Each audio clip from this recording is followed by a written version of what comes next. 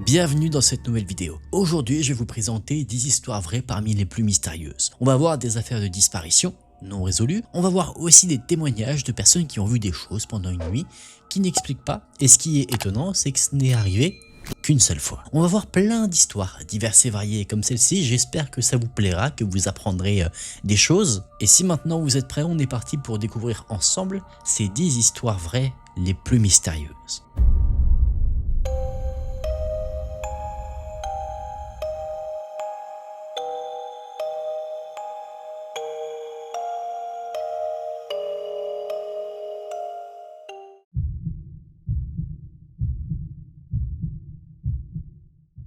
Le matin du 5 septembre 1982, un peu avant 5h45, Johnny Gosch quitte discrètement la maison familiale dans la banlieue de West Des Moines, dans l'Iowa. Il a 12 ans. Comme chaque dimanche, il doit livrer les journaux du Des Moines Register.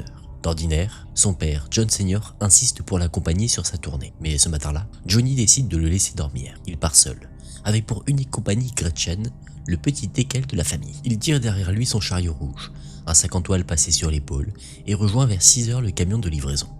Là, avec un autre jeune livreur, il commence à plier les journaux et à les glisser dans les sacs. Pendant qu'il travaille, un automobiliste s'arrête pour demander son chemin. Puis les deux garçons partent chacun de leur côté. Après sa première livraison, l'autre garçon se retourne et aperçoit Johnny plus loin dans la rue. Il est en train de parler à un homme. Était-ce le conducteur qui avait demandé son chemin quelques minutes plus tôt? Impossible d'en être certain. La lumière du petit matin est encore trop faible. Mais rien, sur le moment, ne semble inquiétant. Johnny n'a pas l'air effrayé. Son chien non plus.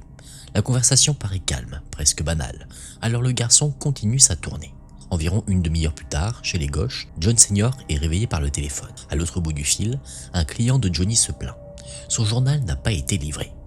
Inquiet, le père sort immédiatement chercher son fils. Très vite, il découvre le chariot rouge abandonné sur un trottoir, encore rempli de journaux. Gretchen, le petit chien, a réussi à rentrer seul. Elle attend devant la porte de la maison, mais Johnny, lui, n'est pas revenu. John Senior espère encore une explication simple, une raison logique, un contretemps. Mais les minutes passent et son fils ne réapparaît pas. Vers 8h30, sa mère, Noreen Gosch, appelle la police. La réponse des autorités n'est pas celle que les parents attendaient. Il faut d'abord 45 minutes pour qu'un officier arrive chez eux. Puis on leur explique qu'il existe un délai obligatoire de 24 heures avant de pouvoir déclarer officiellement une disparition. Au lieu de lancer immédiatement des recherches, les policiers interrogent longuement la famille sur les habitudes de Johnny, son comportement, son caractère. La question qui revient encore et encore est toujours la même. Est-ce que leur fils a déjà fugué? Ce n'est qu'au cours de l'après-midi qu'une trentaine d'agents sont finalement mobilisés avec l'aide des amis et des voisins. Mais lorsque Noreen demande à faire intervenir le FBI, l'enquêteur principal refuse sèchement. Pour lui, Johnny n'est pas considéré comme étant en danger tant que personne ne peut le prouver. Pendant ce temps, une piste troublante apparaît. Un voisin affirme avoir vu Johnny parler avec un homme trapu près d'une Ford Fairmont bleue, bicolore, immatriculée dans le Nebraska. Un autre voisin, John Rossi, dit également avoir remarqué cet homme près de la voiture bleue. Quelque chose chez lui avait semblé étrange, mais aucun témoin n'a retenu la plaque d'immatriculation. La piste s'effondre, comme toutes les autres.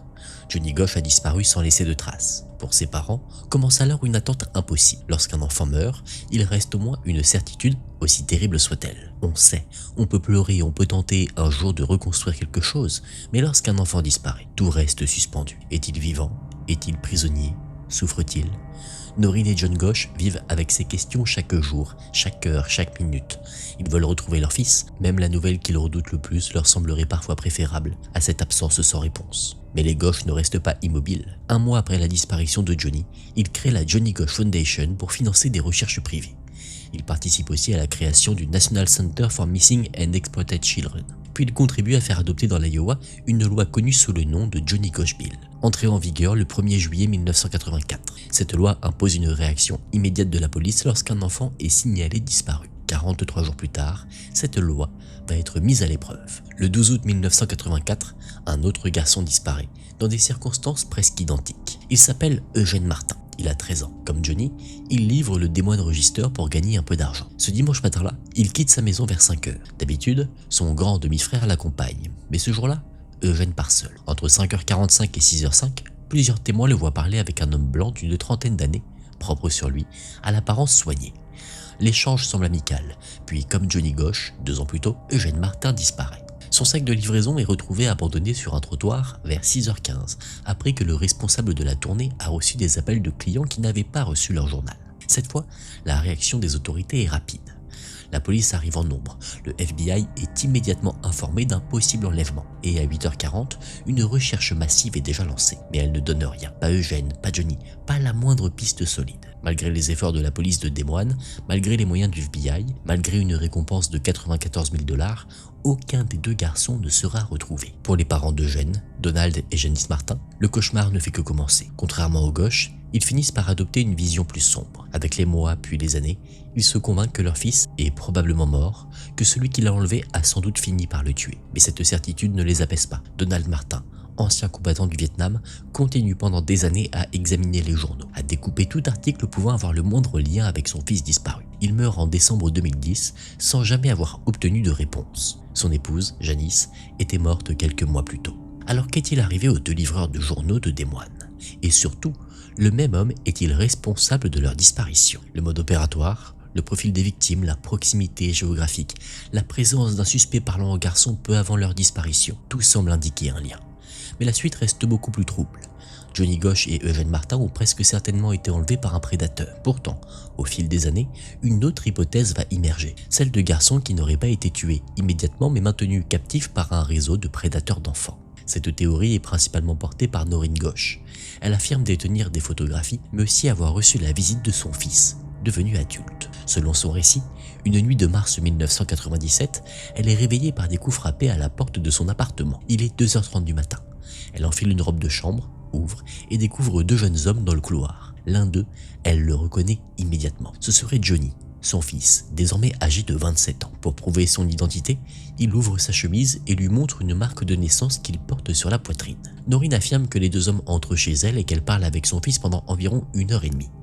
L'autre homme ne se présente pas, il ne dit pas un mot, mais Noreen remarque que Johnny semble constamment chercher son approbation, comme s'il dépendait de lui, comme s'il n'était pas totalement libre. Plus tard, Noreen publie ses affirmations dans un livre auto-édité, Why Johnny Can Come Home. Elle y décrit un réseau national mêlant prédateurs d'enfants, occultistes et personnes influentes impliquées dans des enlèvements d'enfants, des sévices, d'exploitation intime et de meurtres.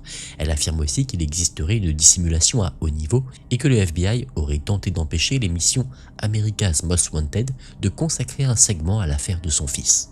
Selon elle, Johnny aurait fini par être relâché parce qu'il était devenu trop âgé pour ses ravisseurs, mais il resterait caché par peur d'être tué. Ces déclarations sont extrêmement controversées. Pourtant, Noreen semble y croire profondément. En septembre 2006, elle revient dans l'actualité après avoir publié sur son site plusieurs images inquiétantes. L'une montre trois garçons ligotés et bâillonnés, une autre montre un jeune garçon avec un bâillon, les mains et les pieds attachés, ainsi qu'une marque ressemblant à une brûlure ou à un marquage sur l'épaule. Noreen affirme que ce garçon est Johnny, à l'âge de 12 ans, peu après son enlèvement. Selon elle, les photos auraient été déposées devant sa porte dans une enveloppe anonyme.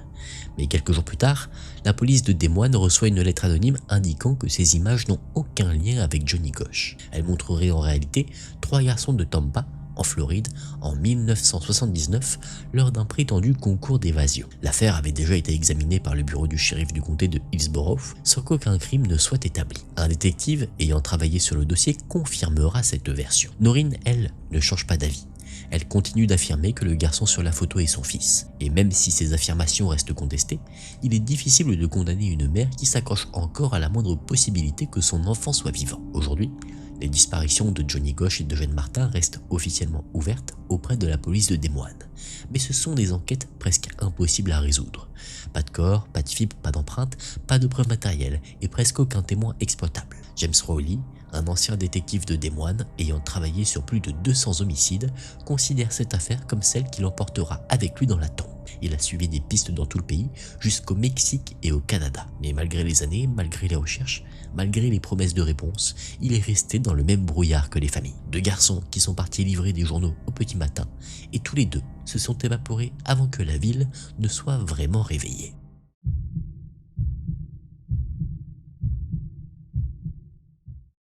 Le 31 mai 1995, dans l'après-midi, une jeune femme se présente à la réception du luxueux Plaza Hotel d'Oslo, en Norvège. Elle est petite, brune, les cheveux courts, vêtue entièrement de noir. Elle explique avoir une réservation au nom de Louis et Jennifer Fairgate, puis remplit sa fiche d'enregistrement en indiquant une adresse à Verlaine, en Belgique. La réceptionniste ne lui demande pas si Monsieur Fairgate est également présent. Elle aperçoit un homme en retrait dans le hall et suppose qu'il s'agit de Louis. Elle remet alors à la jeune femme la carte de la chambre 2805. À cet instant, Jennifer Fairgate vient de réussir quelque chose d'étonnant. Entrer dans un hôtel 5 étoiles sans fournir de carte bancaire. Une simple erreur administrative peut-être, mais dans cette affaire, ce détail deviendra l'une des nombreuses anomalies. Jennifer monte dans sa chambre, puis pendant 3 jours, elle disparaît presque totalement de la circulation. Lorsque le personnel réalise enfin qu'aucune carte bancaire n'a été enregistrée, un employé est envoyé à la chambre 2805. Sur la porte, il y a une pancarte « Ne pas déranger ». L'homme frappe malgré tout, et de l'autre côté, un bruit sec retentit. Il comprend aussitôt qu'il vient d'entendre un coup de feu. Pris de panique, l'employé recule dans le couloir, court jusqu'au premier angle et se met à l'abri. De là, il surveille la porte. Il s'attend à voir quelqu'un sortir, peut-être la personne qui vient de tirer. Mais la porte reste fermée, personne ne paraît, aucun mouvement. Il part prévenir son supérieur. 15 minutes plus tard, il revient avec le chef de la sécurité. Les deux hommes frappent, pas de réponse. Il utilise alors un passe pour ouvrir la porte. Pourtant, verrouillée de l'intérieur. Dès qu'ils entrent, une odeur âcre leur prend à la gorge, puis ils la voient. Jennifer Fairgate est allongée sur le lit, entièrement habillée. Une balle lui a traversé le front. Les hommes ressortent sans rien toucher et appellent la police. À première vue, l'affaire semble simple. Une femme seule, morte dans une chambre fermée de l'intérieur. Un pistolet Browning 9 mm dans la main. Aucun signe évident de fuite après le coup de feu. Tout indique qu'elle s'est donné la mort elle-même. Mais très vite, les détails ne collent plus. D'abord, la façon dont Jennifer tient l'arme est étrange. Son pouce est placé dans le pontet comme s'il avait servi à appuyer sur la détente. Avec une arme aussi puissante qu'un Browning, ce geste aurait été extrêmement difficile à contrôler. La seule manière possible aurait été de stabiliser le canon avec l'autre main. Sauf que dans ce cas, on aurait dû retrouver des traces de poudre. Et il n'y en a pas. Autre anomalie, les projections de sang. Des gouttelettes sont retrouvées sur les murs, sur le mobilier, jusque sur le plafond. Pourtant, les mains de Jennifer, qui auraient dû se trouver tout près de la blessure si elle avait tiré elle-même, sont curieusement propres. Et ce n'est que le début. En fouillant la chambre, les enquêteurs découvrent que la morte n'a sur elle aucun document d'identité. Pas de passeport, pas de permis, pas de carte bancaire, rien qui puisse confirmer son nom. Dans le placard, ces affaires posent d'autres questions. Jennifer Fairgate a apporté plusieurs hauts mais aucun pantalon. Aucune jupe, aucune robe. Elle n'a presque pas de produits de toilette, à l'exception d'un flacon d'eau de Cologne pour hommes. Et surtout, toutes les étiquettes ont été retirées de ses vêtements. Et puis, il y a cette mallette. Une mallette en cuir brun, coûteuse, de marque, qui ne contient presque rien, sauf des munitions. 34 balles pour le Browning, comme si cette femme n'était pas venue pour mourir, mais pour autre chose. L'arme, elle non plus, ne permet pas d'avancer. Son numéro de série a été effacé à l'acide. Selon un policier habitué à ce genre de procédé, le travail ressemble à quelque chose de professionnel. La police tente alors une dernière piste, les empreintes. Le corps est identifié. Les empreintes sont envoyées à Interpol. Aucun résultat. Personne ne connaît cette femme et personne ne la réclame. Le médecin légiste conclut malgré tout au fait qu'elle se soit donné la mort elle-même. L'enquête s'arrête alors. Jennifer Fairgate est enterrée dans une tombe anonyme. Pendant 20 ans, son identité reste un mystère. Puis, en 2015, le journaliste d'investigation, Lars Christian Wegner, décide de reprendre l'affaire. Mais il arrive très tard. 2 décennies ont passé. Des preuves ont été jetées. Certaines ont même été vendues lors d'une vente aux enchères de la police.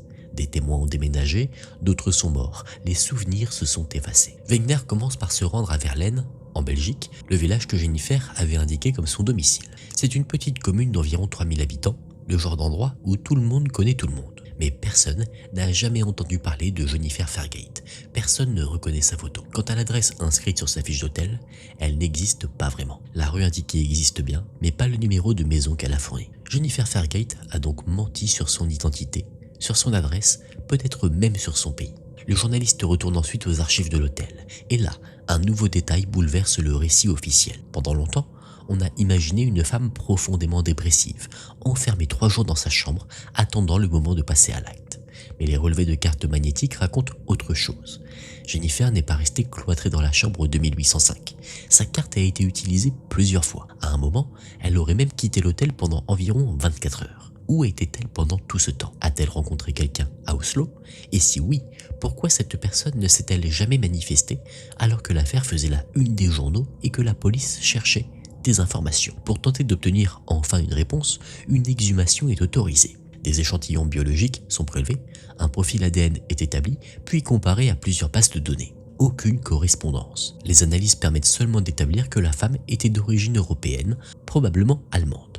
Ses dents indiquent qu'elle serait née au début des années 1970 et qu'elle aurait probablement passé son enfance ou le début de son adolescence en Allemagne de l'Est, alors sous régime communiste. À partir de là, une théorie apparaît. Et si Jennifer Fargate avait été une espionne? L'idée semble séduisante, elle expliquerait son identité inventée, son séjour discret à Oslo, les 20 heures d'absence, les étiquettes retirées de ses vêtements, le numéro de série de l'arme effacé avec soin. Elle aurait pu être en mission, rencontrer un contact, puis être éliminée par un agent ennemi. Mais cette hypothèse a aussi ses failles. Une opération d'espionnage repose sur la discrétion, et la discrétion exige une couverture solide. Passeport, carte bancaire, adresse, passé familial, tout doit pouvoir résister à une vérification. Or, dans le cas de Jennifer Fargate, presque tout était fragile, faux ou inexistant. Aucune agence sérieuse n'enverrait un agent sur le terrain avec une identité aussi facile à démolir. D'autres théories ont alors circulé. Une mule pour un trafic de drogue, une escorte de luxe, une tueuse à gages, une femme liée au crime organisé, une fugitive, mais aucune de ces pistes ne résout vraiment l'affaire. Reste donc l'explication la plus simple. Jennifer Fargate était peut-être simplement une jeune femme en détresse, venue dans un hôtel d'Oslo pour mettre fin à ses jours. Sauf que même cette version laisse trop de questions derrière elle. La position de l'arme, l'absence de traces de poudre, les mains propres, les projections de sang, les vêtements sans étiquette, les fausses informations, la mallette remplie de munitions, les 20 heures d'absence, l'homme aperçu dans le hall, l'identité introuvable, tout semble pointer vers une réponse, mais aucune ne tient complètement. Et aujourd'hui encore, personne ne sait vraiment qui était Jennifer Fargate, ni ce qui s'est passé dans la chambre 2805.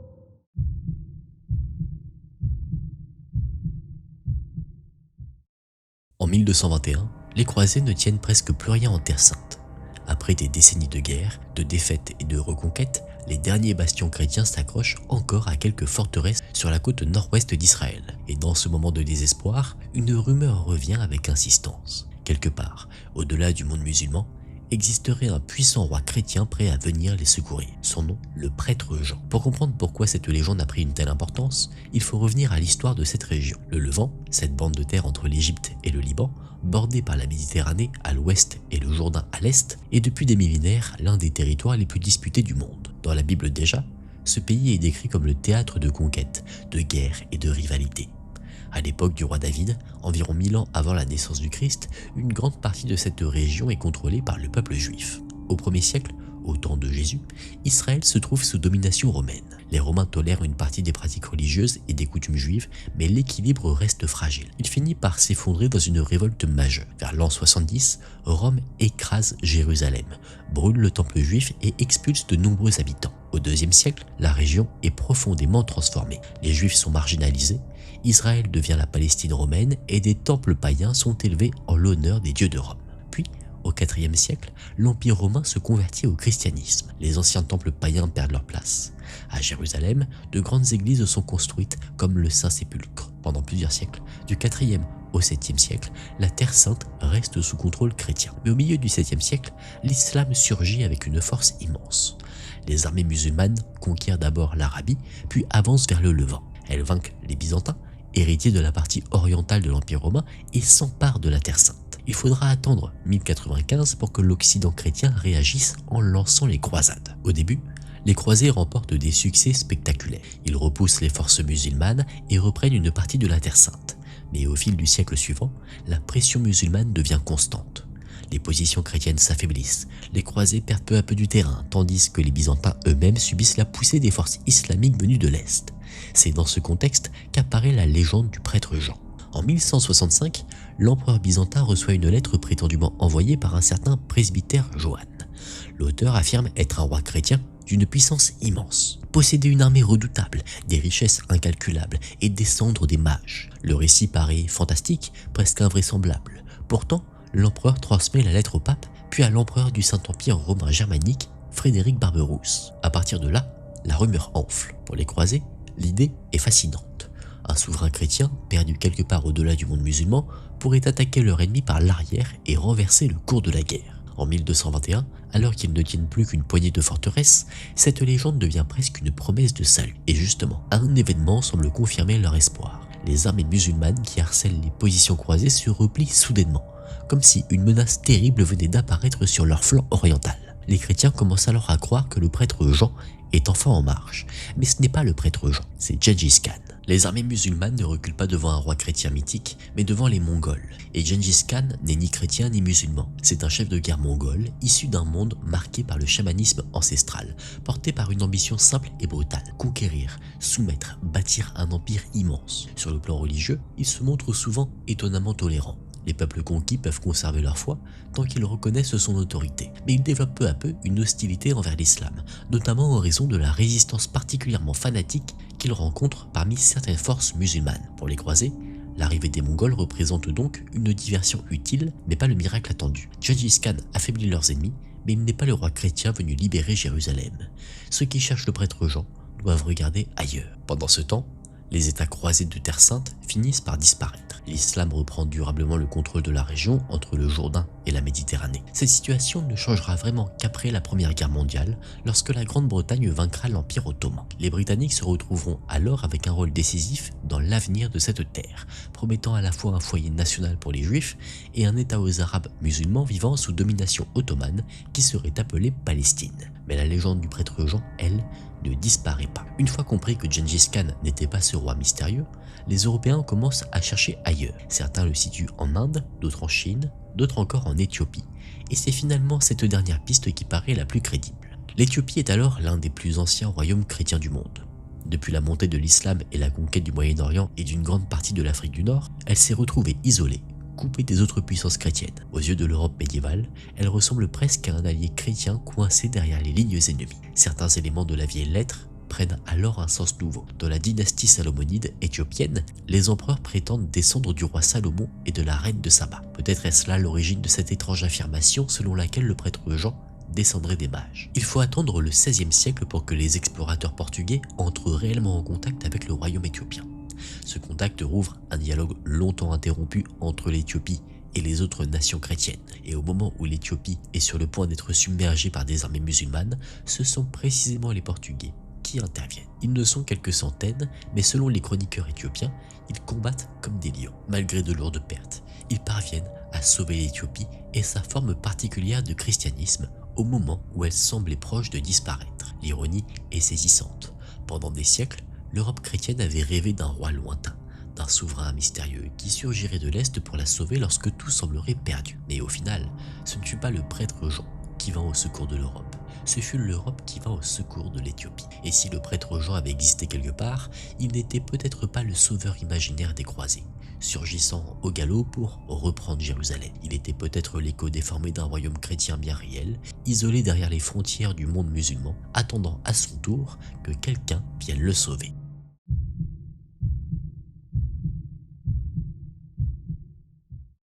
Au départ, ce devait être une simple escapade au bord de l'eau. Le 4 juin 1960, 4 adolescents quittent Helsinki pour aller camper au lac Bodom, près d'Espoo, en Finlande. Il y a Nils Gustafsson, 18 ans, son ami Seppo Boman, lui aussi âgé de 18 ans, et leurs petites amies, Maila Björklund et Anja Maki, toutes les deux âgées de 15 ans. Ils arrivent à moto, leurs affaires sur le dos, choisissent un coin près du lac, montent une seule tente pour la nuit, puis partent se promener. À leur retour, ils allument un feu de camp, discutent, boivent, profitent de leur soirée. Le décor est calme, presque parfait. Rien ne laisse imaginer que, quelques heures plus tard, ce lieu paisible deviendra l'une des scènes de crime les plus célèbres de Finlande. Le lendemain matin, très tôt, deux adolescents passionnés d'ornithologie traversent les environs. Au loin, ils remarquent une tente effondrée. Près de la toile, un jeune homme blond se tient debout. Puis, ils se retournent et s'éloignent du camp. Les deux garçons n'y prêtent pas plus attention que cela. Ils continuent leur chemin, venus observer les oiseaux. Mais plus tard, ce détail leur reviendra en mémoire. Vers le milieu de la matinée, un autre habitant passe près du campement. Il s'appelle Esko Johansson. Il est charpentier à Espoo et il est venu prendre l'air près du lac. Ce qu'il découvre va le hanter longtemps. Sur le sol, un homme gît dans le sang, mort ou grièvement blessé. À côté de lui, une jeune fille est allongée, clairement sans vie. Le corps partiellement dénudé et couvert de blessures au couteau. Sous la tente effondrée, Johansson distingue aussi deux formes humaines immobiles. Il ne reste pas pour vérifier, il fait demi-tour et court prévenir la police. Les agents qui arrivent sur place ne sont pas préparés à une telle scène.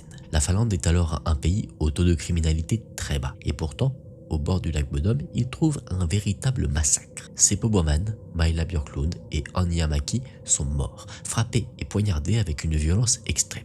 Nils Gustafsson, lui, est encore vivant, mais grièvement blessé. Il souffre de fractures au visage, d'une mâchoire brisée, d'une commotion cérébrale et il a également été poignardé. En examinant la scène, les policiers comprennent que l'attaque a probablement commencé depuis l'extérieur. Le tueur aurait frappé et poignardé à travers la toile de la tente avant d'utiliser un objet contondant, peut-être une pierre. Maila Björklund semble ensuite avoir été traînée dehors où l'agression a continué.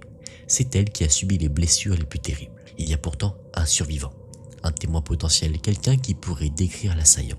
Mais Nils Gustafsson ne se souvient presque de rien. À cause de sa commotion et de ses blessures, sa mémoire est fragmentée. Ce qu'il parvient à raconter paraît même étrange, presque irréel. Ses amis et lui auraient été attaqués par une grande silhouette vêtue de noir avec des yeux rouges brillants. L'enquête s'annonce déjà difficile, elle va devenir presque impossible. La police finlandaise, peu habituée à ce type de crime, commet plusieurs erreurs majeures. La scène n'est pas correctement protégée. Des dizaines d'agents, puis des curieux et des journalistes piétinent le campement. Des soldats des forces de défense finlandaises sont ensuite appelés pour fouiller la zone et les bois alentours. Résultat, empreintes, fibres et traces éventuelles sont écrasées, déplacées, voire contaminées. Les quelques indices retrouvés ne font qu'épaissir le mystère. Les chaussures de Nils Gustafsson sont découvertes cachées entre des rochers à environ 500 mètres du campement. Les clés des motos de Gustafsson et Bauman ont disparu, alors que les motos, elles, n'ont pas été volées. Quant à l'arme du crime, elle ne sera jamais retrouvée. Les autopsies suggèrent qu'il s'agissait d'un grand couteau de chasse. Malgré le chaos, plusieurs suspects émergent. Le premier est Karl Valdemar Gillström, un homme qui tient un kiosque près du camping. Il vit des visiteurs mais semble les détester. Il se dispute souvent avec les campeurs, parfois violemment. Il est connu pour jeter des pierres sur les gens, rôder la nuit sur les terrains de camping et couper les cordes des tentes pour les faire s'effondrer. Son obsession principale semble être le bruit.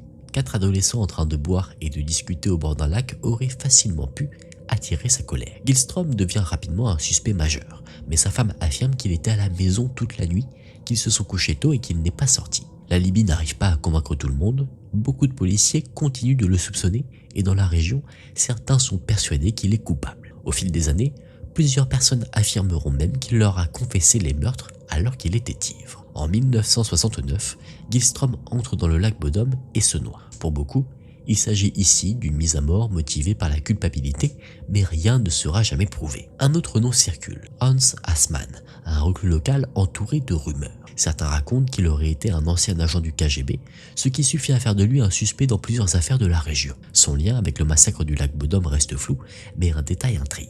Le matin suivant les meurtres, Assmann se présente à l'hôpital chirurgical d'Helsinki. Il a de la terre noire sous les ongles et des taches rouges sur ses vêtements, possiblement du sang. Il n'est pas blessé, mais son agitation est telle que la police est appelée. Il est interrogé, puis relâché. Les enquêteurs l'écartent finalement, considérant qu'il dispose d'un alibi solide. Pendant 44 ans, l'affaire reste irrésolue. Puis, en 2004, coup de théâtre. La police annonce une arrestation. Le suspect n'est ni Gillström, ni Assmann, ni un inconnu aperçu près de la tente.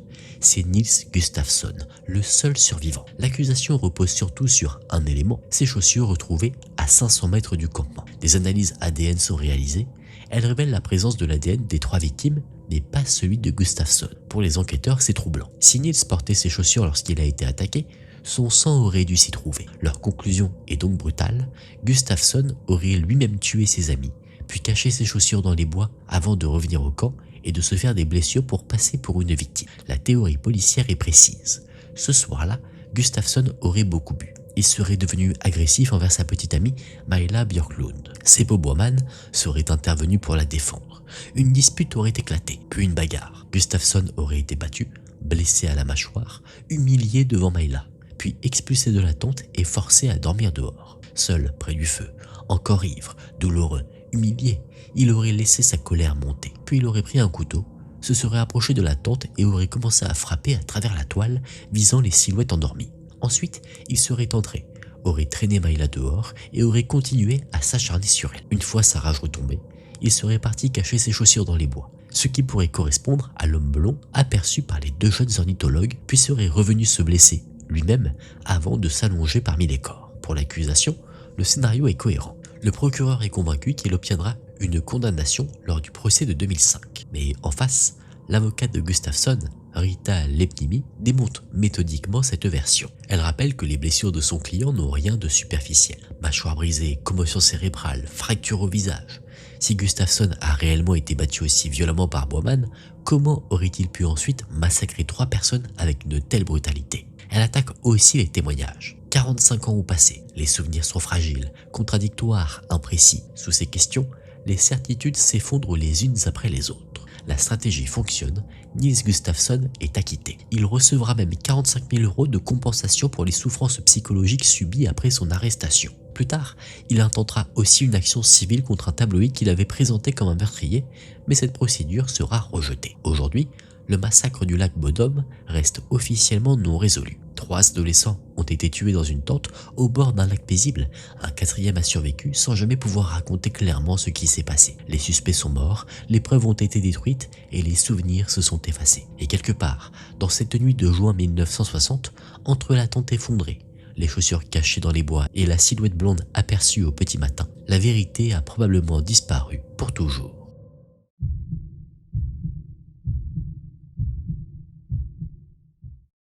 Le 24 novembre 1971, un homme d'âge mûr, bien habillé, se présente au comptoir de Northwest Orient Airlines à l'aéroport international de Portland.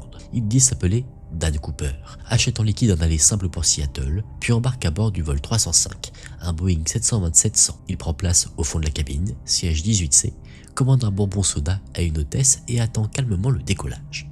Ce jour-là, il n'y a que 35 passagers à bord. L'avion décolle à 14h50, heure du Pacifique, pour un trajet d'environ 30 minutes vers l'aéroport de Seattle-Tacoma. Mais avant même d'atteindre son altitude de croisière, l'homme du siège 18C appelle l'hôtesse Florence Schaffner et lui tend un mot. Elle pense d'abord qu'il s'agit d'un numéro de téléphone, comme cela lui est déjà arrivé avec certains passagers masculins, et glisse le papier dans sa poche sans le lire. L'homme insiste alors, d'un ton calme. Elle ferait mieux de le lire, il a une bombe.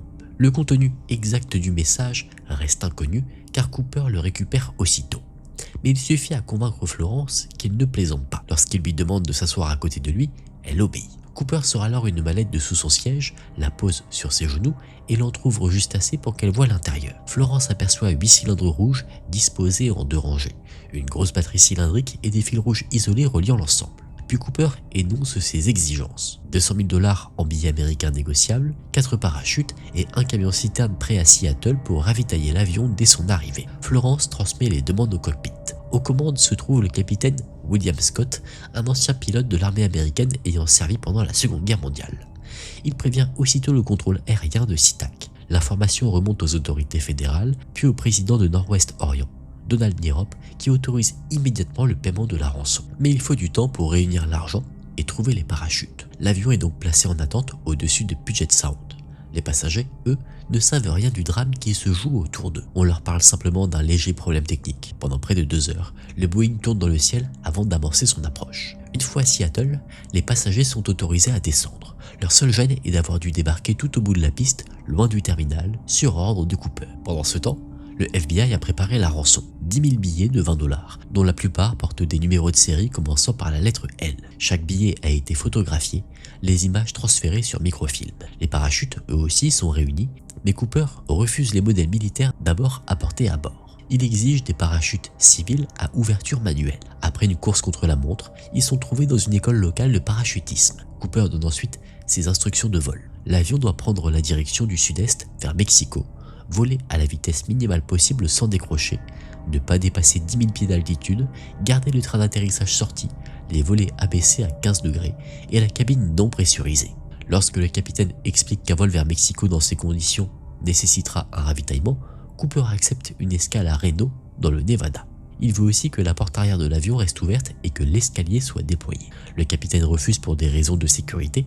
Cooper accepte que la porte reste alors fermée au décollage, mais précise qu'il déploiera lui-même l'escalier une fois en vol. À 19h40, le Boeing 727 redécolle dans le ciel noir. À bord, il ne reste plus que 5 personnes. Cooper, le capitaine Scott, le copilote William Ratasak, l'ingénieur de vol Harold Anderson et l'hôtesse Tina McClough. Les autorités, évidemment, ne comptent pas laisser un avion détourné traverser le ciel américain sans surveillance. 2 chasseurs F-106 décollent de la base aérienne de McCord et suivent l'appareil à distance, hors de vue du pirate de l'air. Un Lockheed T-33 est également détourné d'une mission de la garde nationale, mais doit rebrousser chemin près de la frontière entre l'Oregon et la Californie, faute de carburant. À bord du 727, Cooper ordonne à Tina Mucklow de rejoindre le reste de l'équipage à l'avant. Vers 20h, un voyant s'allume dans le cockpit. L'escalier arrière vient d'être déployé. 15 minutes plus tard, la queue de l'avion se soulève brusquement. Le capitaine doit corriger l'assiette pour stabiliser l'appareil. 2 heures plus tard, l'avion atterrit à Reno. L'escalier arrière toujours abaissé. Des policiers fédéraux, locaux et d'État encerclent le Boeing avant même son arrêt complet. Ils montent à bord, fouillent l'appareil. Dan Cooper a disparu. Il laisse pourtant derrière lui quelques traces. Sa cravate à clip, une pince à cravate, 2 des 4 parachutes, dont l'un avec les suspentes coupées, 66 empreintes latentes et 8 mégots de cigarettes Riley à filtre. Les hôtesses Tina Mucklow et Florence Schaffer peuvent aussi le décrire. L'homme aurait environ 40 ans, mesurerait autour de 1,78 m, pèserait environ 82 kg, avec des yeux bruns rapprochés et une peau foncée. Elles insistent surtout sur son calme. Cooper était poli, posé et savait bien parler. Avant l'atterrissage à Seattle, il avait même tenu à régler sa boisson. C'est ensuite qu'un détail va transformer son nom pour toujours. Durant toute l'affaire, le pirate de l'air ne s'est présenté que sous le nom de Dan Cooper. Mais en cherchant des suspects, la police tombe sur un homme nommé D.B. Cooper, rapidement interrogé à cause d'un petit antécédent judiciaire. Il fournit un alibi et est relâché. L'affaire aurait pu s'arrêter là, mais un journaliste confond les 2 noms. Dan Cooper devient D.B. Cooper. Et c'est ce nom qui entre dans la légende. Et reste aussi la question essentielle, où est-il passé? D'après les données de vol et le brusque mouvement de la queue de l'avion, les enquêteurs pensent qu'il a sauté vers 20h13, quelque part au-dessus des étendues sauvages du sud-ouest de l'État de Washington. La zone estimée se situe près d'Ariel, non loin du lac Merwin, au sud du mont Sainte-Hélène. Des recherches massives sont lancées. Hélicoptères, bateaux de patrouille, plongeurs dans les eaux du lac Merwin et du lac Kiel, fouilles de fermes, de cabanes et de bâtiments isolés. Rien, pas un morceau de parachute, pas un vêtement, pas un billet perdu. Aucune trace de ce D.B. Cooper. En mars 1972, après le dégel, le FBI revient dans la zone avec 200 soldats de Fort Lewis, des membres de la garde nationale et des dizaines de volontaires civils. Les recherches durent 18 jours. Elles permettent de découvrir un élément important dans une autre affaire, les restes d'une adolescente assassinée. Mais concernant Cooper, rien. En parallèle, les fédéraux suivent l'argent. Les numéros de série des billets sont connus, les banques, les casinos, les hippodromes et tous les lieux où circulent de grosses sommes en liquide sont alertés. Interpol et les polices du monde entier sont prévenus. Si Cooper dépense son butin, il devrait être repéré immédiatement. Mais l'argent ne réapparaît pas.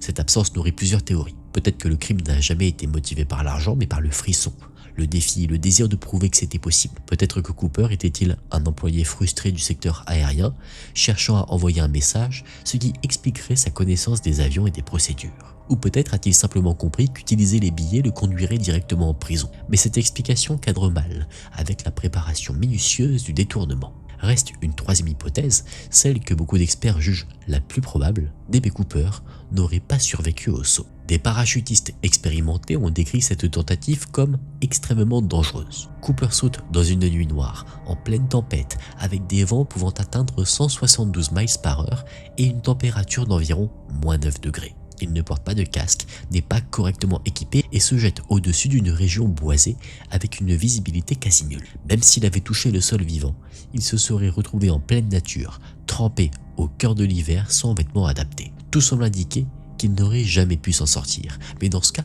où est son corps, son parachute, où est l'argent? Au fil des années, des recherches officielles et privées se multiplient. Tout échoue. Certains experts finissent même par remettre en cause la zone de saut initiale, suggérant que Cooper aurait pu atterrir au sud-est dans le bassin de la Washougal River. Mais là encore, rien ne permet de trancher. Seuls 2 éléments physiques liés à l'affaire ont été retrouvés hors de l'avion. En novembre 1978, un chasseur découvre près de Castle Rock une pancarte donnant les instructions pour abaisser l'escalier arrière d'un Boeing 727. Elle proviendrait du vol 305. Elle est retrouvée bien au nord du lac Merwin. Puis, en février 1980, un garçon de 8 ans, Brian Ingram, passe des vacances avec sa famille près du fleuve Columbia. Là, il découvre 2 paquets contenant chacun 100 billets de $20. Les numéros de série le confirment, cet argent vient bien de la rançon de D.B. Cooper. Mais les billets sont retrouvés à des kilomètres des zones de saut supposées. Comment sont-ils arrivés là? Ont-ils été transportés par le fleuve? Peut-être, mais alors où est le reste de l'argent? Personne ne le sait. Aucun autre billet ne sera jamais retrouvé. Reste enfin la dernière question. Qui était-il? Au fil des décennies, les suspects se multiplient. Certains se dénoncent eux-mêmes, d'autres sont proposés par des proches ou des associés. Parmi eux figure Richard McCoy Jr., un ancien béret vert qui commet un détournement presque identique en avril 1972. Il s'empare d'un vol United Airlines au départ de Denver, le détourne vers San Francisco, puis saute au-dessus de l'Utah avec 500 000 $ de rançon. McCoy atterrit vivant, mais il est arrêté 2 jours plus tard. Il n'était pas D.B. Cooper, pas plus que les autres suspects officiellement nommés. La meilleure chance d'identifier le véritable Cooper aurait peut-être tenu dans les 8 mégots de cigarettes retrouvés dans l'avion. Ils auraient pu livrer un profil ADN, mais ils ont été perdus au cours de l'enquête. Le FBI possède encore la cravate et la pince à cravate de Cooper. Un profil partiel a pu être extrait de ces objets, mais il ne suffit pas à l'identifier. Et rien ne prouve même qu'il appartienne réellement aux pirates de l'air. Près d'un demi-siècle après cette nuit de novembre, le mystère reste intact. Un homme a pris un billet pour Seattle sous un faux nom, a détourné un avion avec une mallette remplie de fils et de cylindres rouges, a obtenu 200 000 $ puis a sauté dans la nuit. Depuis, personne ne l'a revu et personne ne sait s'il est mort dans les bois de Washington ou s'il a réussi l'une des disparitions les plus audacieuses de l'histoire américaine. Mesdames et messieurs, on en est à la moitié de la vidéo. Vous avez déjà découvert 5 histoires assez étonnantes, énigmatiques, qui nous amènent à nous poser des questions sur ce qui a pu se passer. J'espère que vous passez un bon moment. Si c'est le cas, n'hésitez pas à laisser un j'aime et à vous abonner à la chaîne. Retrouvez-moi aussi sur Instagram AkenTV que je vous affiche juste ici. Et si maintenant vous êtes prêts, vous avez pu profiter un petit peu de cette pause, on se lance dans nos 5 prochaines histoires.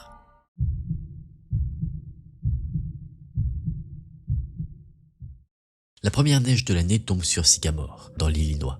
Depuis la fenêtre de sa maison, Maria Ridulph, 7 ans, regarde les flocons descendre dans la rue. Puis elle court vers la cuisine, où sa mère, Frances, prépare le dîner et la supplie de la laisser sortir. Frances hésite. Le soir tombe déjà. Il fait sombre et le repas ne va pas tarder. Mais Sycamore est une ville tranquille en 1957. Maria ne s'éloignera pas. Et surtout, sa mère la connaît. C'est une enfant nerveuse, facilement effrayée. Au moindre problème, elle reviendrait en courant vers la maison. Alors, Frances accepte. Maria rejoint son amie Kathy Sigman. Ensemble, elles jouent dans la rue à un jeu d'enfant qu'elles appellent Duck the Cars. Il ne s'agit pas de se jeter devant les véhicules, mais simplement d'éviter la lumière des phares en se cachant derrière les arbres et les voitures garées. C'est à ce moment-là qu'un homme s'approche. Il dit s'appeler Johnny, affirme avoir 24 ans et ne pas être marié. Kathy se souviendra plus tard d'un homme grand, mince, blond, avec un espace entre les dents de devant. Il porte un pull coloré, presque festif, et parle d'une voix calme, agréable, plutôt rassurante. Il demande aux fillettes si elles aiment les poupées, puis si elles aiment monter sur les épaules. Maria répond oui.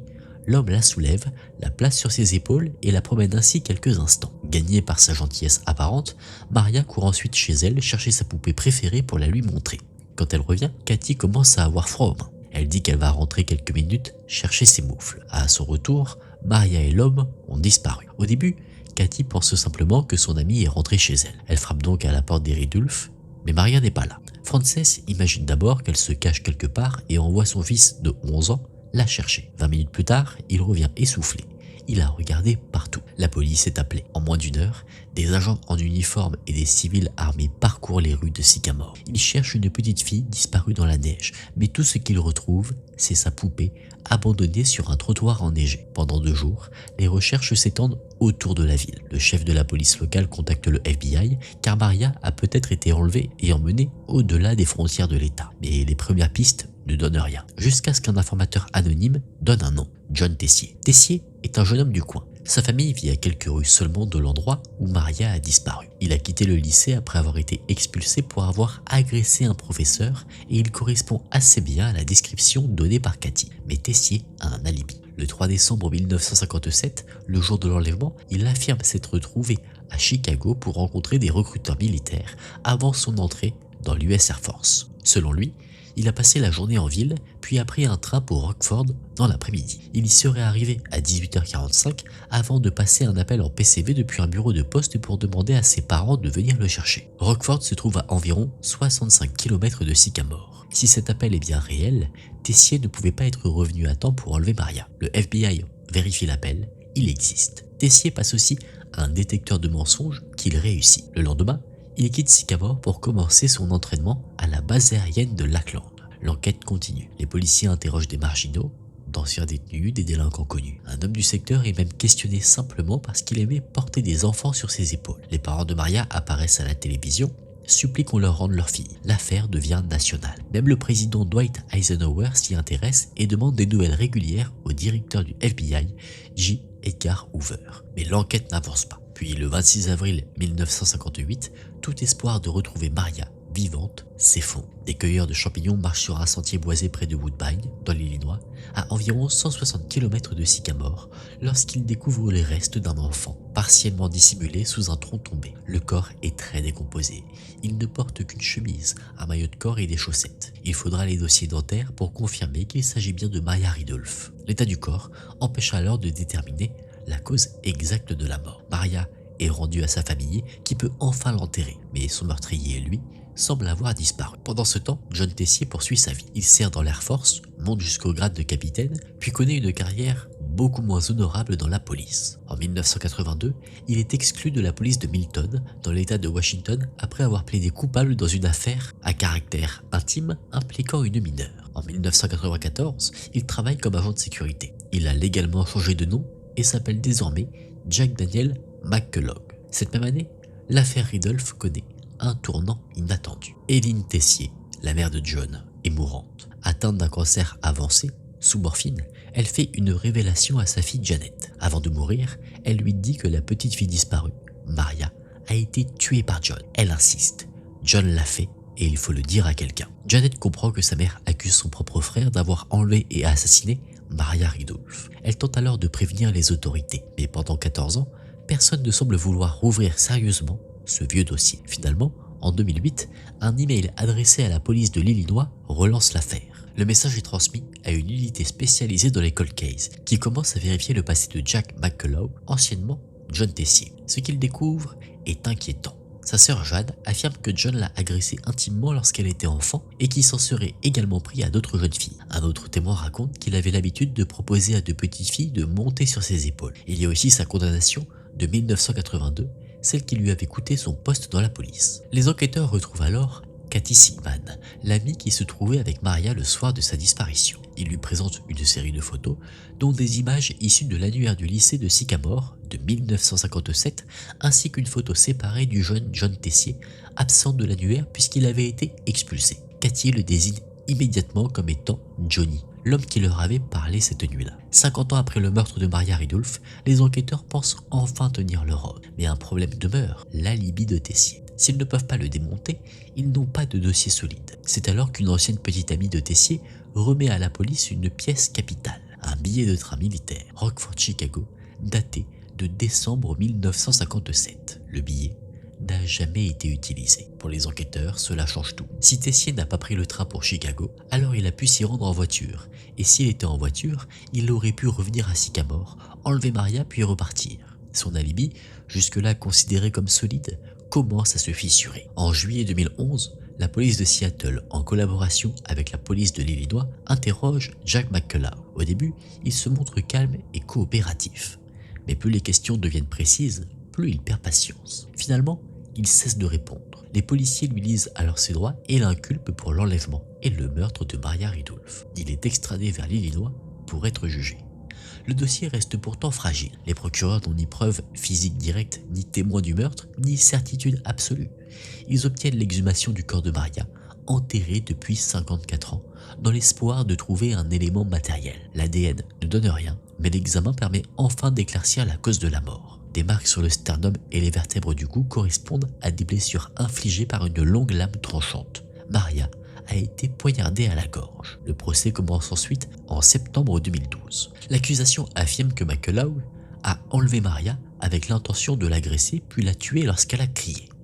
La défense répond qu'il n'existe aucune preuve physique, aucun mobile clairement établi et aucune preuve que McCullough se trouvait à Sycamore au moment de l'enlèvement, mais cela ne suffit pas. Jack McCullough est reconnu coupable d'enlèvement et de meurtre. Il est condamné à la prison à vie avec possibilité de libération conditionnelle après 20 ans. À 73 ans, cela revient presque à une condamnation définitive. L'un des plus vieux cold cases d'Amérique semble enfin résolu, en apparence. McCullough, sur conseil de ses avocats, n'a pas témoigné à son procès, mais il n'a jamais cessé de clamer son innocence. Ses recours échouent d'abord, puis ses avocats déposent une nouvelle demande. En 2015, un nouveau procureur, Richard Schmack, accepte de réexaminer l'ensemble du dossier, et sa conclusion est renversante. Selon lui, McCullough est innocent. Tout repose à nouveau sur cet appel passé depuis une cabine téléphonique de Rockford le soir du meurtre. Compte tenu de l'heure de l'appel, de la distance entre Rockford et Sycamore et des routes verglacées cette nuit-là, Schmack estime que McCullough n'aurait pas pu atteindre Sycamore avant 19h, l'heure à laquelle Maria a été enlevée. Même s'il était parti immédiatement après avoir raccroché, le trajet aurait été trop long, trop lent, trop dangereux. En avril 2016, la condamnation de Jack McCullough est annulée. Un an plus tard, la cour du comté de DeKalb le déclare officiellement innocent du crime. L'affaire que l'on croyait résolue redevient alors un mystère. Qui a enlevé Maria Ridolph dans la neige ce soir de décembre 1957 ? Qui a réussi à gagner sa confiance avec un sourire, une voix douce,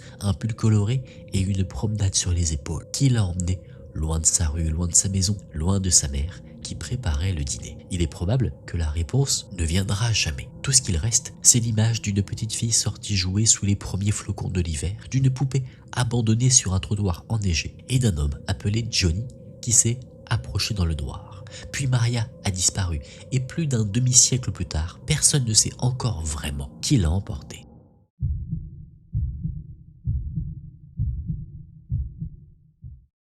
L'histoire retient souvent l'arrivée de Christophe Colomb comme le début tragique du déplacement des peuples autochtones d'Amérique. Mais ce genre de drame ne s'est pas limité au Nouveau Monde. Partout, des peuples ont été repoussés hors de leurs terres ancestrales, parfois jusqu'à disparaître presque totalement du regard du monde. Au Japon, ce fut le destin des Aïnous. On oublie souvent, mais ceux que l'on appelle aujourd'hui les Japonais ne furent pas les premiers habitants de l'archipel. Les ancêtres du Japon moderne seraient venus du continent est-asiatique il y a des milliers d'années avant de s'installer progressivement sur les îles. Avant eux, surtout dans le centre et le nord du pays, vivaient les Aïnous. Le monde extérieur les découvre réellement en 1854 lorsque le commodore américain Matthew Perry force le Japon à mettre fin à des siècles d'isolement et à ouvrir leur commerce avec l'étranger. Durant cette période, les Occidentaux découvrent aussi l'existence d'un peuple indigène vivant dans les îles les plus septentrionales du Japon, à l'écart de la population japonaise du reste de l'archipel. Les Aïnous intriguent immédiatement. Leur apparence est souvent décrite comme très différente de celle des Japonais. Certains observateurs leur trouvent même des traits presque scandinaves, ce qui semble incompréhensible dans une région aussi éloignée de l'Europe du Nord. Les hommes sont aussi réputés pour leur barbe épaisse et une pilosité particulièrement abondante. Mais leur singularité ne s'arrête pas à leur apparence. Les Aïnous possèdent également leur propre langue qui ne semble avoir aucun lien évident avec le japonais courant ni avec une autre langue connue. Les premières traces écrites les concernant apparaissent dans des documents officiels japonais remontant à l'an 642. À cette époque, les Japonais sont déjà bien établis dans le sud et le centre du pays, tandis que les Aïnous vivent principalement dans le nord. Ils ne disposent pas du même niveau de développement que les Japonais en matière de navigation, de fabrication d'outils ou de construction de grandes colonies permanentes. Mais ils sont d'excellents pêcheurs et chasseurs. Ils commercent avec les Japonais, échangent fourrures et poissons contre des épées et d'autres objets manufacturés de meilleure qualité. Ce commerce leur apporte certains avantages, mais avec le temps, la progression des colonies japonaises sur leurs terres finit par l'emporter. Comme les peuples autochtones d'Amérique du Nord face aux colons européens, les Aïnous sont peu à peu chassés de leur territoire. Repoussés toujours plus loin vers le nord, ils se replient sur Hokkaido, longtemps considéré comme l'un de leurs grands bastions. Mais en 1869, durant la restauration de Meiji, le gouvernement japonais annexe l'île. Cette période transforme profondément le Japon. Face à l'intrusion des puissances occidentales, le pays cherche à restaurer sa grandeur, à moderniser son armée, son industrie, ses institutions. En quelques décennies, le Japon devient capable de rivaliser avec les grandes puissances. Mais cette modernisation s'accompagne aussi d'une soif de conquête. L'annexion d'Hokkaido en 1869 peut être vue comme l'une des premières grandes acquisitions de cette expansion impériale. Elle sera suivie par les îles Kuril en 1875, les îles Ryukyu en 1879, les îles Nanpo en 1891, puis Taïwan, que les Japonais appellent Formose, arrachée à la Chine en 1895. Et ce n'est que le début. Au cours de la première moitié du XXe siècle, le Japon étendra encore sa domination sur une large partie de l'Asie de l'Est et du Sud-Est. Pendant ce temps, les Aïnous continuent de reculer. Depuis Hokkaido, ils se déplacent vers Sakhalin, puis vers les îles Kuril, jusqu'à la péninsule du Kamtchatka, dans l'extrême nord-est de la Russie. Leur nombre, lui, diminue progressivement jusqu'à ne plus représenter que quelques dizaines de milliers de personnes. Le plus étrange, c'est que leur origine réelle reste entourée de mystères. Avant les premiers témoignages japonais, on ne sait presque rien de leur histoire. Et comme ils ne semblent pas avoir de lien ancestral évident avec leurs voisins immédiats, les Aïnous donnent parfois l'impression d'un point de vue anthropologique d'être apparus là, sans explication claire. Un détail rend cette impression encore plus troublante. Selon leur propre tradition orale, les Aïnous seraient un peuple tombé du ciel.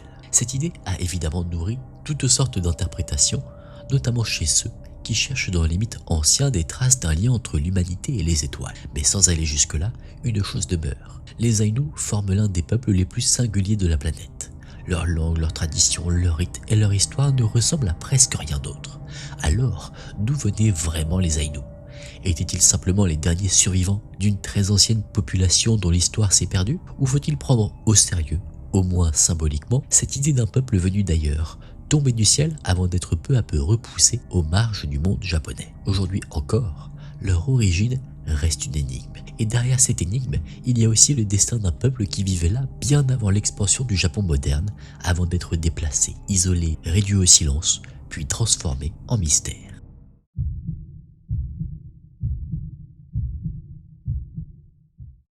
Dover, dans le Massachusetts, est une petite ville tranquille du nord-est des États-Unis, située à une vingtaine de kilomètres de Boston. En 1977, elle compte à peine quelques milliers d'habitants et rien, en apparence, ne la distingue vraiment des autres localités paisibles de la région. Jusqu'au printemps de cette année-là. C'est à cette période que plusieurs adolescents affirment avoir vu une créature étrange rôder dans la campagne autour de la ville. Très vite, l'entité reçoit un nom, le démon de Dover. Les sceptiques parleront plus tard d'une blague collective, d'une hallucination ou d'un animal mal identifié. Un cerf, un jeune élan, peut-être une bête malade aperçue dans de mauvaises conditions. Mais les témoins, eux, resteront formels. Ce qu'ils ont vu n'était ni un animal ordinaire, ni une mise en scène. Tout commence le soir du 21 avril 1977. William Bartlett, 17 ans, roule dans sa Volkswagen coccinelle avec deux amis, Andy et Mike. La nuit est suffisamment claire pour distinguer les formes le long de la route. William dira plus tard qu'il était sobre, il reconnaîtra avoir fumé un joint plus tôt dans la journée, mais il insistera toujours sur un point. Ce qu'il a vu ce soir-là n'était pas une hallucination. Vers 22h30, alors qu'il circule sur une route de campagne, William tourne les yeux vers un champ voisin. Près d'un petit mur de pierre, il remarque quelque chose qui bouge lentement. Au début, il pense à un chien étrange. Puis l'animal tourne la tête vers les phares de la voiture. Et William comprend que ce n'est pas un chien. Devant lui se tient une petite créature humanoïde avec une tête disproportionnée, un corps maigre, des bras longs et filiformes. Pendant un instant, les deux se regardent. Ce sont surtout les yeux qui le frappent, de grands yeux ronds, brillants comme deux billes oranges dans l'obscurité. Le visage, lui, semble presque vide. William ne distingue ni bouche, ni oreille, ni nez. Juste cette tête énorme posée sur un cou incroyablement fin. La créature n'a pas de fourrure. Sa peau nue paraît lisse, brillante, presque humide, comme celle d'un requin tout juste sorti de l'eau. Trop maigre, trop étrange, trop silencieuse pour être un animal normal. Pris de panique, William tourne brusquement à l'intersection suivante et accélère. Il demande à ses amis s'ils ont vu la chose, mais eux n'ont rien aperçu. Intrigué par sa peur, il le pousse à faire demi-tour. William n'en a aucune envie, mais finit par céder. Lorsqu'ils reviennent sur les lieux, la créature a disparu. Cette nuit-là, William rentre avec une image gravée dans la tête. Il sait dessiner et très vite, il prend un carnet pour fixer ce qu'il a vu. Une silhouette sombre, une grosse tête, un cou mince, un corps maigre, de longs membres et ce regard perdu dans la nuit. Ce dessin deviendra la première représentation du démon de Dover. Mais William n'est pas le seul démon. Quelques heures plus tard, un autre adolescent, John Baxter, marche seul sur une route isolée lorsqu'il aperçoit quelqu'un venant dans sa direction. Il pense d'abord reconnaître un garçon du coin surnommé MG.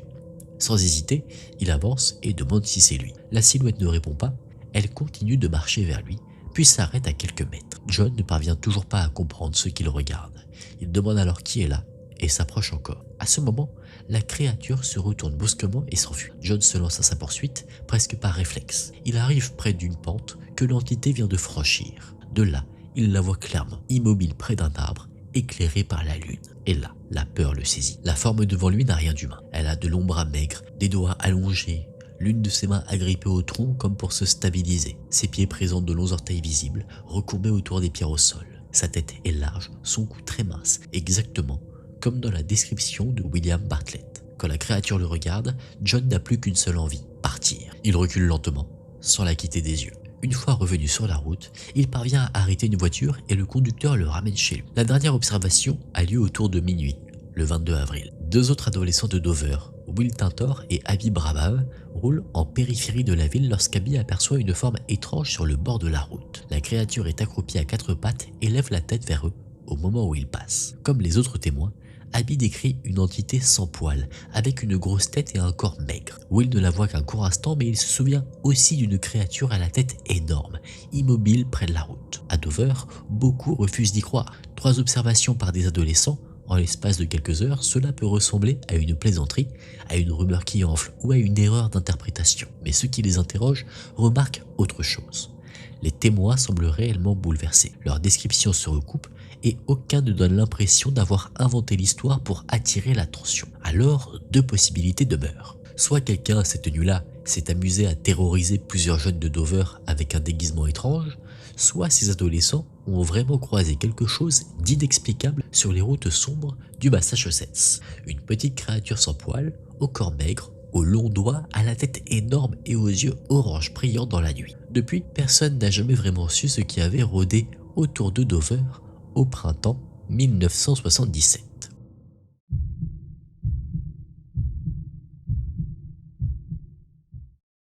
Le 17 janvier 1959, moins de 3 semaines après l'entrée victorieuse des forces de Fidel Castro dans la Havane, 10 000 Cubains se pressent dans le Palacio de Los Deportes, la plus grande arène sportive de la capitale. Ils ne sont pas venus voir un match, ils sont venus assister à quelque chose d'inédit, un procès public pour crime de guerre. Au centre du terrain, entouré de miliciens armés, se tient le colonel Jesus Sosa Blanco, ancien officier de l'armée du dictateur Fulgencio Batista. Il a 51 ans, porte encore son uniforme militaire, mais sans insigne. Face à lui, les juges révolutionnaires l'accusent d'avoir ordonné l'exécution de 108 civils dans la province d'Oriente. À mesure que le procureur lit les charges, la foule gronde, des cris montent des tribunes. Pardon, pardon.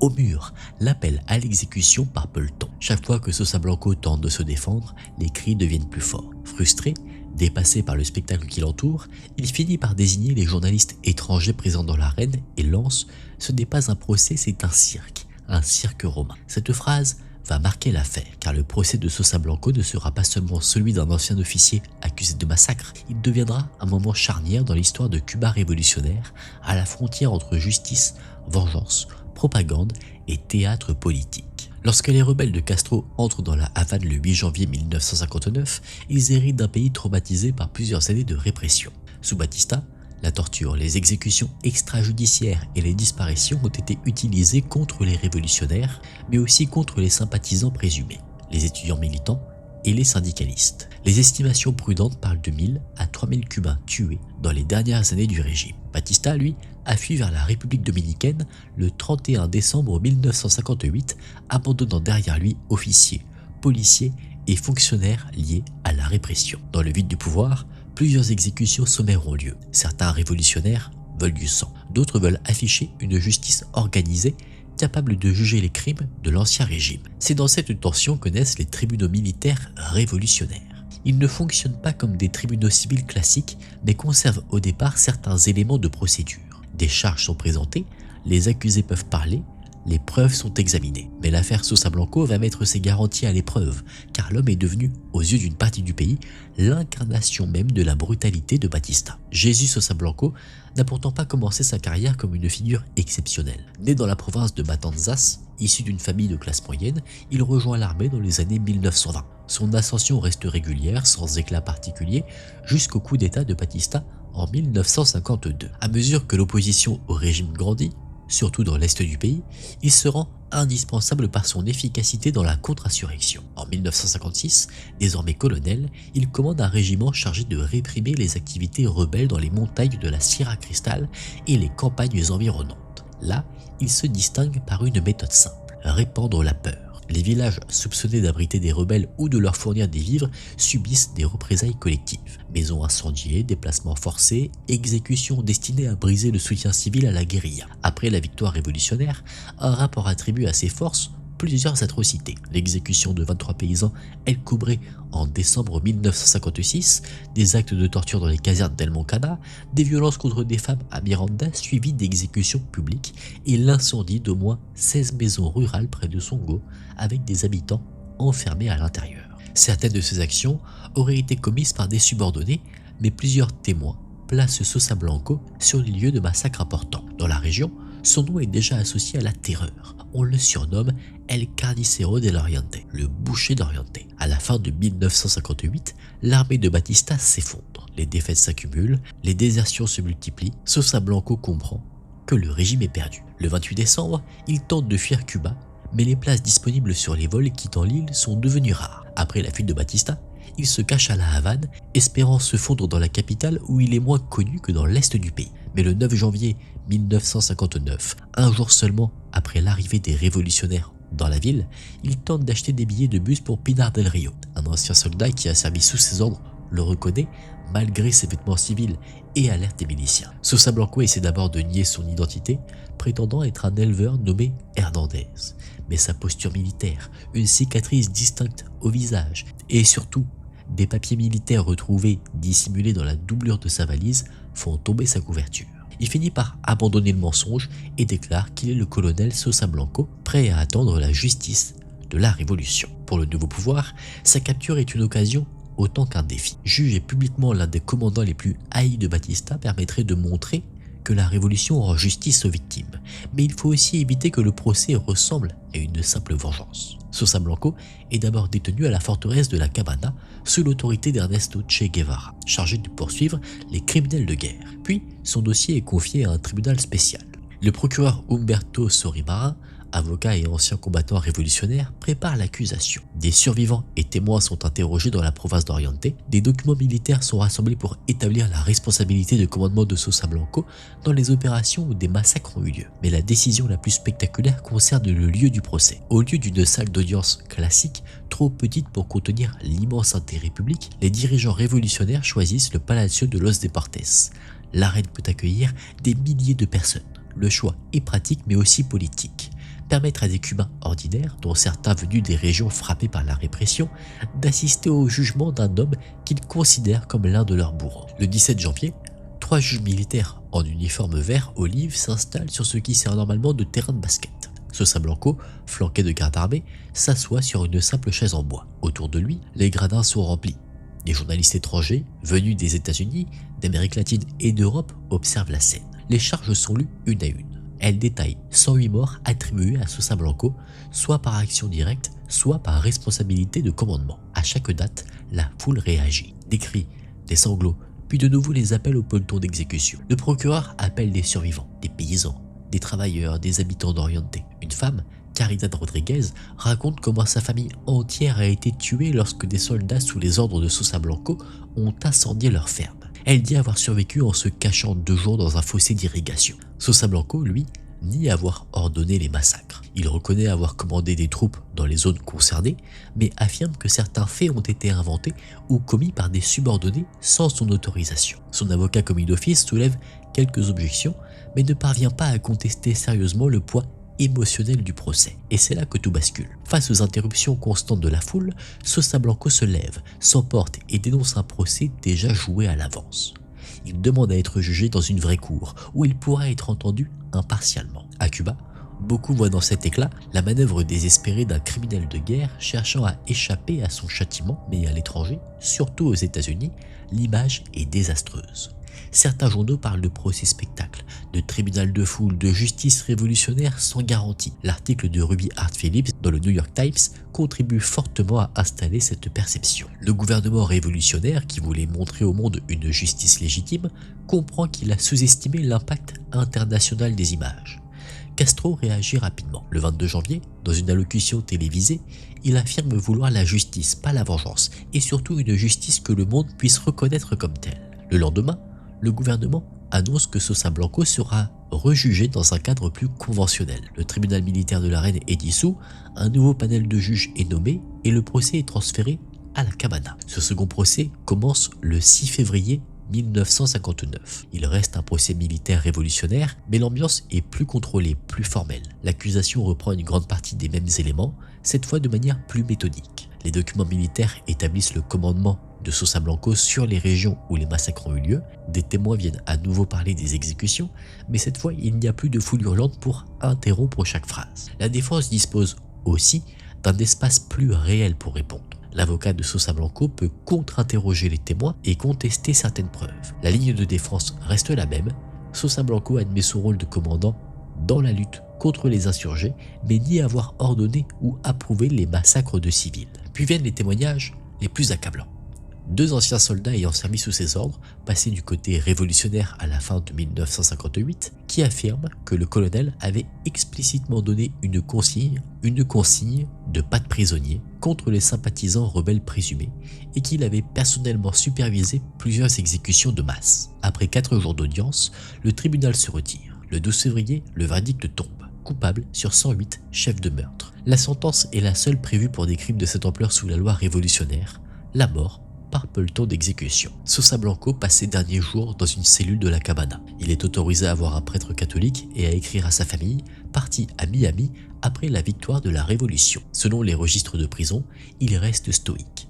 Il dit aux gardes qu'il a fait son devoir tel qu'il le comprenait et que les révolutionnaires feront le leur. Le 18 février 1959, à 19h30, il est conduit devant le mur d'exécution de la forteresse, le même lieu où, autrefois, les autorités coloniales espagnoles avaient exécuté des indépendantistes cubains. On lui propose un bandeau, il refuse.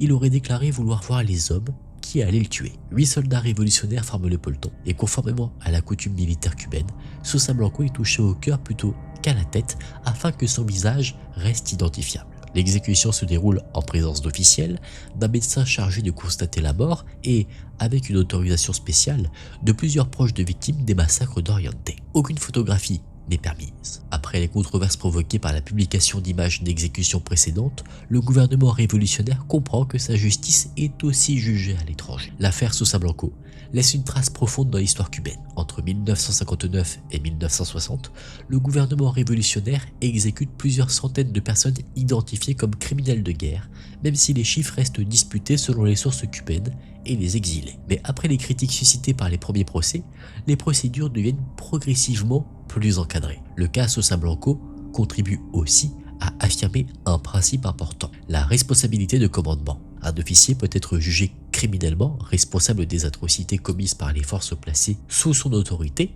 même lorsqu'il ne participe pas directement à chaque crime. Ce principe avait déjà été appliqué à Nuremberg après la Seconde Guerre mondiale, mais son utilisation dans le contexte cubain marque l'une de ses premières applications nationales dans une justice révolutionnaire. Aujourd'hui, plus de 6 décennies plus tard, le procès de Jesús Sosa Blanco reste un épisode complexe de l'histoire de Cuba. Pour certains, il incarne la punition nécessaire d'un homme accusé d'avoir semé la terreur dans les campagnes d'Oriente. Pour les autres, il révèle les dangers d'une justice rendue sous la pression d'une foule au lendemain d'une révolution victorieuse. Ce qui est certain, c'est qu'en janvier 1959, dans une arène de la Havane transformée en tribunal, Cuba a tenté de régler ses comptes avec les crimes de la dictature.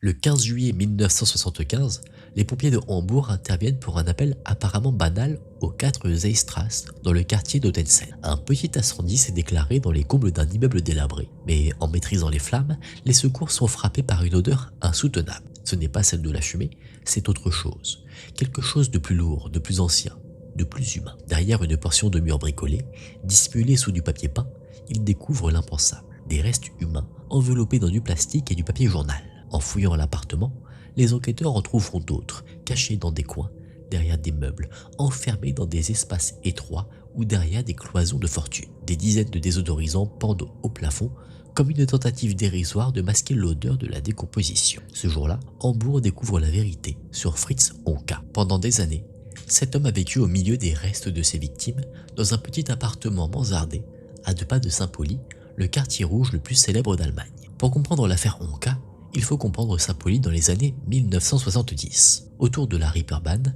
les bars, les maisons closes et les clubs attirent marins, touristes, travailleurs, marginaux et habitués de la nuit. L'Allemagne de l'Ouest connaît alors la prospérité de l'après-guerre, mais cette richesse ne touche pas tout le monde. Derrière les néons, il y a la pauvreté, l'alcoolisme, la solitude, l'exploitation. La police garde souvent ses distances. Le quartier fonctionne selon ses propres règles, dans une forme de zone grise où certains disparaissent sans que l'on pose beaucoup de questions. C'est précisément ce monde que Fritz Sonka va exploiter. Son lieu de chasse favori est un petit bar de Saint-Pauli, le Zum Goldenen Handschuh, le gant doré. Un établissement sombre, fréquenté par des alcooliques et des femmes vieillissantes en marge de la prostitution. Dans cet endroit, Honka peut se fondre dans le décor. Il paie des verres, se montre généreux, repère des femmes isolées, vulnérables, souvent sans famille proche, sans protection, sans personne pour signaler rapidement leur disparition. Fritz Honka est né, lui, le 31 juillet 1935 à Leipzig. Son enfance est marquée par la misère, la violence, la guerre et ses conséquences. Il souffre de malnutrition, reçoit peu d'éducation et reste presque illettré. Jeune adulte, il part à Hambourg pour chercher du travail et recommencer sa vie. Physiquement, il est difficile à oublier. Petit, à peine 1,63 m, il porte sur le visage les traces de plusieurs accidents, dont un accident de travail qui lui a brisé le nez et la mâchoire. Son visage est asymétrique, sa parole marquée par un bégaiement et ses grosses lunettes grossissent ses yeux. Son apparence alimente son isolement. Dans les années 1970, il travaille par intermittence comme veilleur de nuit et ouvrier dans les chantiers navals. Mais son alcoolisme le rend instable, peu fiable, de plus en plus marginal. Il vit dans un petit appartement mansardé à Ottensen avec un plafond bas, presque aucun confort et une saleté qui reflète son déclassement. C'est là qu'il va attirer ses victimes. Sa série connue commence en 1970, même si les enquêteurs soupçonneront plus tard qu'il a pu tuer avant. Sa première victime identifiée est Gertrude Brauer, 42 ans,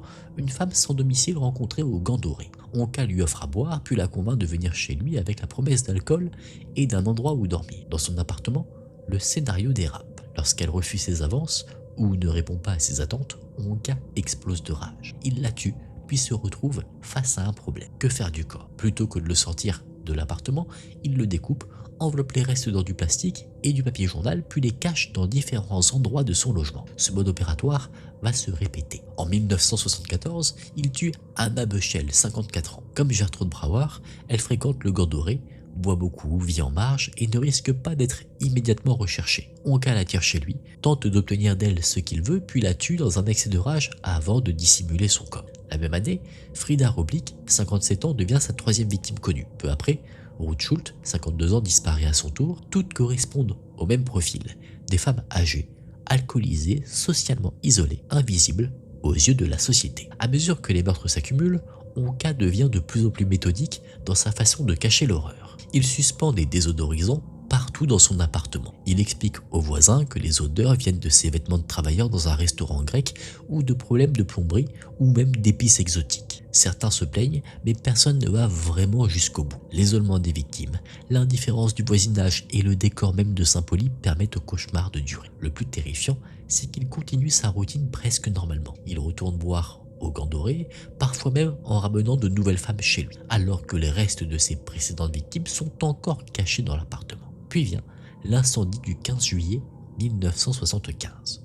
Il aurait été causé par une cigarette mal éteinte. Honka n'était pas chez lui ce jour-là, il travaille comme veilleur de nuit. Les pompiers maîtrisent rapidement le feu, mais l'odeur les pousse à inspecter les lieux. Lorsqu'ils découvrent les premiers restes humains, la police criminelle de Hambourg prend le relais. Les enquêteurs, dirigés par l'inspecteur en chef Fritz Passarge, découvrent une scène qui choque même les plus expérimentés. L'appartement est minuscule, étouffant, rendu presque impraticable par la chaleur de l'été et l'état de décomposition avancé des corps. Les équipes médico-légales doivent travailler avec des masques, parfois imprégnés de menthol, pour supporter l'odeur. Elles répertorient des membres cachés derrière des meubles, une tête enveloppée dans du plastique, des torses enfermés derrière une fausse cloison. Peu à peu, les restes de 4 femmes sont identifiés. Gertrude Brauer, Anna Bechel, Frida Roblick et Ruth Schultz. Toutes avaient été portées disparues à différents moments au cours des 5 années précédentes. Mais parce qu'elles appartenaient aux marges de la société, leur disparition n'avait jamais provoqué une mobilisation sérieuse. La police se tourne rapidement vers le locataire, Fritz Sonka. Il est arrêté sur son lieu de travail quelques heures après la découverte. Lorsqu'on l'interpelle, il montre peu d'émotion. Il demande seulement s'il peut récupérer ses lunettes dans l'appartement. Au début des interrogatoires, il nie. Il affirme avoir sous-loué son logement à d'autres personnes qui seraient responsables des crimes. Mais cette version s'effondre rapidement. Sous la pression des questions, il commence à avouer. Ses confessions dévoilent une mécanique de solitude, de frustration et de rage. Honka affirme qu'il ne prévoyait pas de tuer les femmes lorsqu'il les ramenait chez lui. Il dit rechercher leur compagnie, leur présence, parfois même quelqu'un pour l'aider dans les tâches domestiques autant qu'une satisfaction intime. Mais lorsqu'elle refusait, se moquer de lui ou menacer de partir, il devenait violent. Aux enquêteurs, il aurait résumé sa logique d'une phrase glaçante. Il voulait seulement qu'elle reste avec lui. Et quand elle voulait partir ou rayer de lui, il se mettait en colère. Les expertises psychiatriques dressent le portrait d'un homme profondément perturbé, marqué par une intelligence limitée, des troubles sexuels, une dépendance chronique à l'alcool, des troubles de la personnalité et un isolement extrême. Mais malgré son état mental, la justice le considère responsable de ses actes. Son procès s'ouvre à Hambourg en 1976. L'affaire attire une attention médiatique considérable. Le public est horrifié par la brutalité des crimes, mais aussi par le fait qu'un tueur ait pu agir pendant des années au cœur d'une grande ville moderne en ciblant des femmes que presque personne ne semblait voir. Le tribunal ne juge pas seulement les meurtres, il interroge aussi la capacité d'une société à protéger ses membres les plus vulnérables. Fritz Sonka est reconnu coupable de 4 meurtres et condamné à la prison à vie. Mais en raison de son état psychiatrique, il n'est pas envoyé dans une prison classique. Il est interné dans un hôpital psychiatrique sécurisé. Il y passera le reste de sa vie. Dans ces dernières années, atteint de démence, il est transféré dans une maison de soins. Il meurt le 19 octobre 1998 à l'âge de 63 ans. Ses victimes, elles, avaient presque été oubliées de leur vivant. À travers leur procès, leurs noms réapparaissent enfin. 4 femmes que la société avait laissées glisser dans l'ombre jusqu'à ce qu'un incendie révèle ce qui leur était arrivé.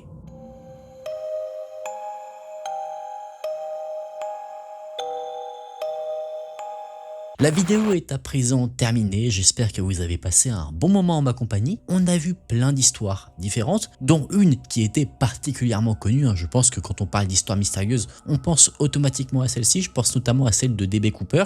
Petit détail que j'ai appris en vous racontant l'histoire, et pourtant je l'ai déjà raconté dans le passé dans d'autres vidéos. J'ignorais qu'en réalité le D.B. Cooper est en fait une erreur et que c'est Dan Cooper. Ça m'a donné d'ailleurs une idée par rapport à une autre vidéo, je vous en dis pas plus pour le moment. Dites-moi vous en commentaire quelle histoire vous a le plus intéressé, intrigué, ça m'intéresse de savoir ça. Si vous avez passé un bon moment, n'hésitez pas à laisser un j'aime et à vous abonner à la chaîne. Vous pouvez me retrouver aussi sur Instagram, je vous le remets juste ici. Merci d'avoir regardé la vidéo jusqu'à la fin. Si vous êtes encore là quand je vous dis tout ça, marquez en commentaire Dan Cooper. Comme ça, je saurai qui sont les plus fidèles. Moi, je vous dis à très vite dans une prochaine vidéo. Prenez soin de vous, c'était Aiken. Salut!